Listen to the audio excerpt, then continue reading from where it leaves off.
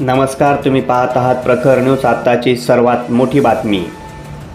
सटाणा शहरातील प्रभाग क्रमांक 1 व 2 वरील रस्त्याच्या कामाकडे दुर्लक्ष केल्यामुळे नगर प्रशासनाच्या उदासीनतेच्या विरोधात सुमित वाघ यांचे आज सटाणा तहसील कार्यालयासमोर उपोषण होणार।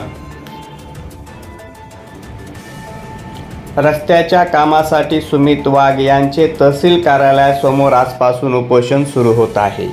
प्रभाग क्रमांक 1 व 2 मधील रस्त्याचे काम तातडीने सुरू करावे या मागणीसाठी राष्ट्रवादी युवक काँग्रेस शरद पवार गटाचे सुमित वाघ यांनी आज सोमवार दिनांक 27 मे रोजी सकाळी 11 वाजता तहसील कार्यालयासमोर उपोषण करणार असल्याची माहिती दिली आहे।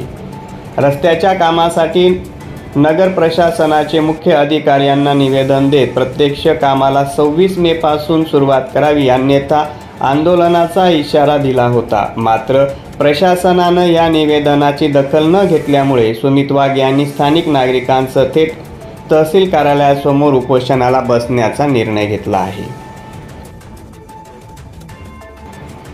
प्रखर न्यूजसाठी सटाण्याहून भैयासाहेब माळी।